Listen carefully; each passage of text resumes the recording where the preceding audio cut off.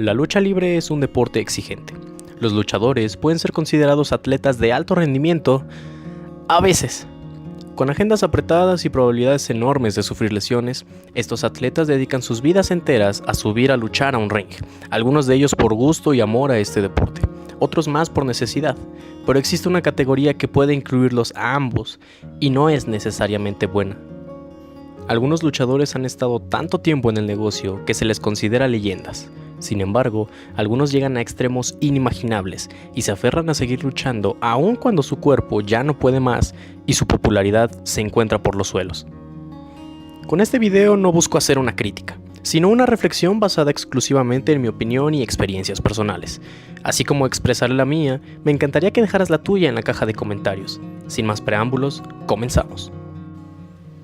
Con el paso de los años, la lucha libre nos ha brindado ídolos, ejemplos a seguir que nos emocionaron y algunos de ellos nos siguen emocionando con cada llave, cada lance o cada aparición.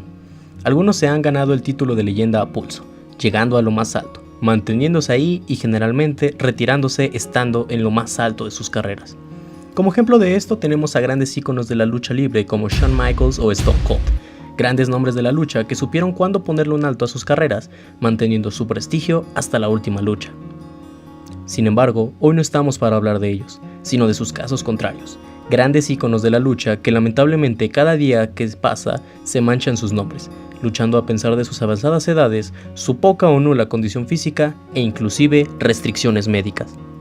Grandes nombres de la lucha mexicana como Mil Máscaras, Canek o Rayo de Jalisco Jr. continúan presentándose en eventos pequeños de lucha a pesar de no estar ni cerca de poder hacer lo que en su momento lograron. Y es que aquí me pregunto, ¿dónde quedó aquel Mil Máscaras que conquistó cada país en el que se presentó? ¿Dónde quedó el gran príncipe maya Canek y su mítico Body Slam a André el Gigante?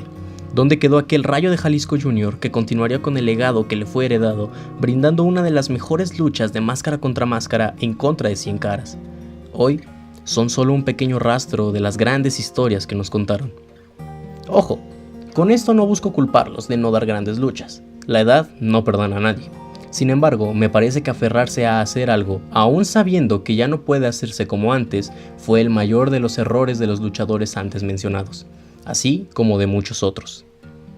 Sería injusto generalizar, por supuesto, pues a pesar de su edad, existen muchos luchadores que aún pueden brindar grandes y entretenidas luchas, tales como Negro Casas o Jushin Thunder Liger, los cuales son todo lo contrario a los antes mencionados, pues su condición les permite aún mantener una reputación dentro de los encordados y no manchar sus nombres con malas o pésimas actuaciones.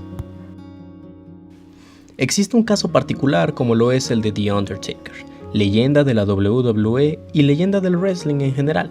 Sin embargo, eso lo vamos a dejar para otro video. La pregunta que aquí surge es, ¿por qué lo siguen haciendo? ¿Por qué si ya tienen un legado, un gran nombre dentro de la lucha libre, por qué siguen esforzándose en arrastrar su nombre cada vez más? No quiero criticarlos ni quiero ponerme en contra de ellos. Sin embargo, me parece que después de una gran y exitosa carrera, lo que más espera un luchador es el momento de su retiro, el momento de su homenaje y el momento en el que pase a los libros y a las revistas como uno de los más grandes de la historia. Entonces, es aquí donde nos surge la pregunta: ¿alguna vez realmente pensaron en retirarse? La fama y el éxito no son para siempre, mucho menos lo es el aspecto físico. Pero parece que estos luchadores, ya considerados leyendas, no lo entendieron de esa forma. Y a mí, como a muchos otros fanáticos de la lucha libre, realmente me duele ver a aquel héroe histórico de la lucha, que alguna vez estuvo en lo más alto, esforzándose de más solo para mantenerse de pie en un ring, con una movilidad nula y torpe, sin poder realizar una plancha, una llave o cualquier movimiento como lo solía hacer hace algunos ayeres. No es lo mismo.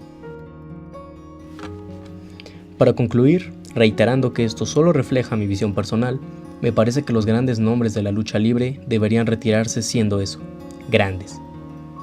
Puedo comprender hasta cierto punto que muchos luchadores amen su trabajo, amen tanto como nosotros amamos este deporte y está bien. Sin embargo, el continuar haciendo un intento por luchar, por regresar a sus años de gloria, nunca va a funcionar. ¿Ego? Tal vez, no podemos asegurar nada, pero podemos decir que los luchadores mismos manchan sus nombres y sobre todo sus máscaras, presentándose en arenas cada vez más pequeñas, ante un público que poco a poco le es borrado de su memoria el nombre del luchador que tiene enfrente, del luchador que apenas puede moverse, que se lastima fácil y que pasó de los lances espectaculares y las demostraciones de fuerza a solo una burda ejecución en el ring. ¿Dónde terminarán estos luchadores una vez que ya nadie los contrate? ¿Qué pasará por sus mentes cuando ni el evento más pequeño y local de lucha tenga interés en recibirlos? No lo sabemos, aunque no auguramos nada bueno. Entre más avanza el tiempo, los atletas se hacen más viejos, torpes y poco atléticos.